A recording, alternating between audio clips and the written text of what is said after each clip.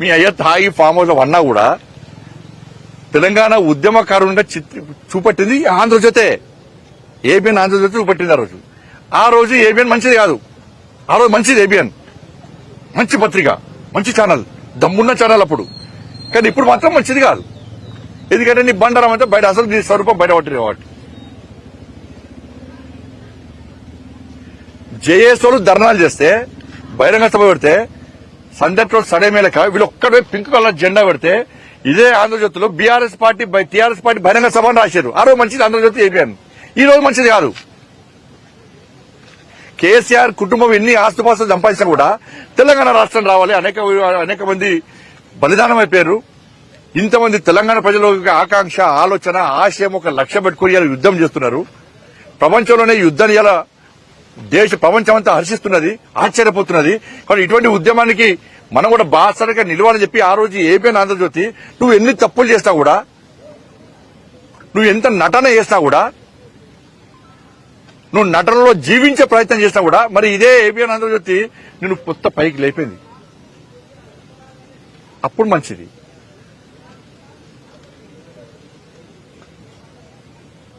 కాబట్టి రబ్బర్ చెప్పులు, ముడతలు షర్ట్ వేసుకున్నటువంటి కారులోను ప్రచార రథం లోను కూడా కట్టలేనటువంటి పరిస్థితుల్లో ఉన్నటువంటి కేసీఆర్ కుటుంబానికి ఇన్ని వేల కోట్ల రూపాయలు ఎక్కడి నుంచి వచ్చినాయి? కాళేశ్వరం చంపే ఇప్పుడు ఈ ప్రభుత్వం ఏంది?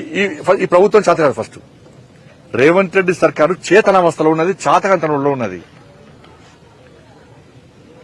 ఏం చేస్తారు? దాడి చేస్తా అంటే దాడి చేస్తాడని తీసుకుపోయి పొక్కలేసి వాడిని ఈ పంత మడదంపకనట, ఏబిఎన్ కార్యాలయానికట సెక్యూరిటీ ఇస్తారట. ఇటు ఏబిఎన్ కార్యాలయానికి ఇస్తారు, అటు టీవీ ఛానల్ కూడా ఇస్తారు రక్షణ. వాళ్ళు కూడా రక్షణ ఇస్తారు, ఫుల్ పోలీస్ పెట్టాలని పెడతారు. ఈ సిస్టమ్ ఏదో నాకు అర్థం కాదు. వీళ్ళ ఆలోచన ఎందుకు అర్థం కాదు కాంగ్రెస్ పార్టీ ప్రభుత్వం. అది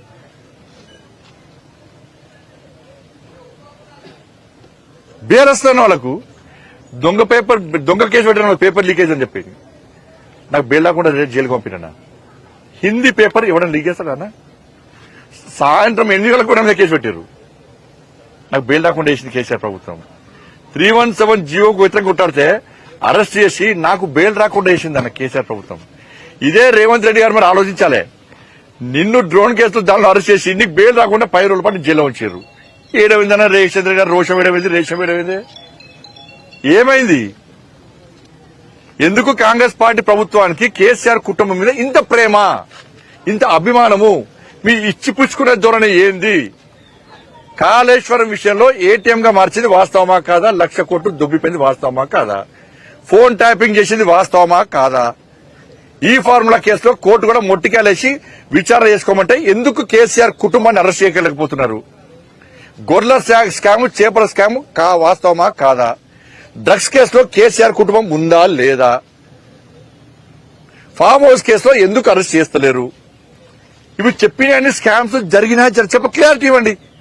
రేవంత్ సర్కార్ క్లారిటీ ఇవ్వండి. ఇవన్నీ స్కామ్స్ జరగాలని చెప్పు. లేకుంటే జరిగినా కూడా మాకు చేత కాదు, కేసీఆర్ కుటుంబాన్ని టచ్ చేసే దమ్ము మా దగ్గర లేదు అని చెప్తే మేము మాట్లాడు బంద్ చేస్తాం. తెలంగాణ సమాజం కూడా ఆశలు వదులుకుంటారు. నన్ను చూడు, నా అందం చూడాలంటే ఇక చూడు ఏం చేయరు. పట్టుకుంటాము. నువ్వు ఎవరిని వదిలిపెట్టామంటారు వీళ్ళు. నువ్వు పట్టుకుంటా కదా వదిలిపెట్టడానికి. ఎవరైనా చట్టం తన పని తాను చేసుకుంటూ పోతుందట. ఏం చట్టం? చట్టం కేసీఆర్ కు చుట్టమైపోయింది తెలంగాణ రాష్ట్రంలో. మేము మళ్ళీ చెప్తున్నాను, ఒక హోమ్ మినిస్టర్ చెప్పొద్దు ఇది. కానీ బీఆర్ఎస్ పార్టీ అరాచకాలను కాంగ్రెస్ పార్టీ ప్రభుత్వం అణిచివేసే ప్రయత్నం చేస్తలేదు, అడ్డుకునే ప్రయత్నం చేస్తుంది. కాబట్టి ఇప్పుడే నేను స్టేట్మెంట్ ఇచ్చిన మా రాష్ట్ర అధ్యక్షుడు రామచంద్రరావు గారు ఇప్పటికే బీజేవైఎం కార్యకర్తలు ఆదేశించారు. రామచంద్రరావు గారు మా రాష్ట్ర అధ్యక్షుడు ఏబిఎన్ కార్యాలయం మీద చెయ్యి వేసిన 2 గంటల లోపల నీ టీఆర్ఎస్ భవన్ మీద పక్క దాడి చేయాలని చెప్పి, దాడి చేస్తామని చెప్పి మా రామచంద్ర గారు మా యువమోర్చా కార్యకర్తలు ఆదేశించారు. నేను సవాల్ చేస్తున్నా, చలో నీ క్యాడర్ రమ్మను, మా క్యాడర్ వస్తుంది. నీ కిరాయి గుండె రమ్మను, మా కట్టర్ క్యాడర్ రెడీ అలా. ఏ ఛానల్ మీద దాడి చేసినా కూడా పక్క ప్రతి దాడులు చేస్తారని కూడా మా రాష్ట్ర అధ్యక్షుడు ఇలా వార్నింగ్ ఇచ్చింది. కాబట్టి బీఆర్ఎస్ పార్టీ చాలా జాగ్రత్తగా ఉండాలి. నేను మళ్ళీ చెప్తున్నాను, మీ ఊకదంపుడు హెచ్చరికలకు దాడులకు ఇలా తెలంగాణ సమాజం భయపడది. ఏదో 10 మంది 20 మంది పోయి టక్క టక్క టక్క రాలేస్తే పైన మనం మహాటి మీద రాలేసిరన్న పైన స్టాఫ్ ఉంటారు, వాళ్ళకేం సంబంధం? తలకాల వాళ్ళకి కిందికి పట్టం రాలేస్తే లోపల ఉంటారు, నీకేం తెలుసు? సిగ్గుండాలే కొంచెం సమర్థించడం సిగ్గుండాలే. కిందికెళ్ళి రాలేస్తే లోపల పిల్లలు ఉంటారు, అమాయకులు ఉంటారు, తలలు వెళ్తాయి, దెబ్బలు ఏడలతో తెలియదు.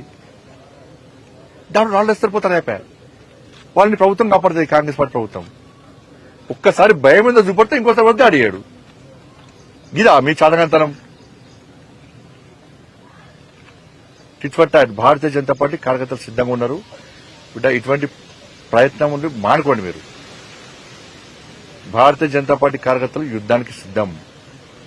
మేము ప్రజాస్వామ్యాన్ని కాపాడతాం, మీడియాకు బాసటగా నిలుస్తాం,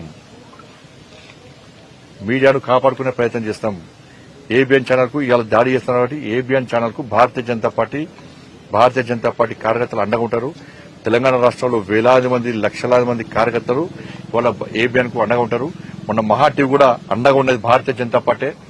వాళ్ళు వీళ్ళు వచ్చి చూసి విజిట్ చేసి రావచ్చు, కానీ ఫస్ట్ విజిట్ చేసింది ఫస్ట్ అండగా ఉంటారని చెప్పి ధైర్యం ఇచ్చింది మహా టీవీకి భారతీయ జనతా పార్టీ. నేను ఫోన్ చేసినా, మా రాష్ట్ర అధ్యక్షుడు కిషన్ గారు ఫోన్ చేశారు. ఇవాళ ఏబిఎన్ కూడా భారతీయ జనతా పార్టీ కార్యకర్తలు అండగా ఉంటారు. మామూలు కిరాయి ఇచ్చేవాళ్ళు కాదు, నమ్మిన సిద్ధాంతం కోసం నక్సలైట్లకు వ్యతిరేకంగానే కొట్లాడిన వాళ్ళం, టెర్రరిస్టులకు వ్యతిరేకంగా కొట్లాడడం, నమ్మిన సిద్ధాంతం కోసం, ఆ కాషాయపు జెండా కోసం, కమలం కోసం కొట్లాడి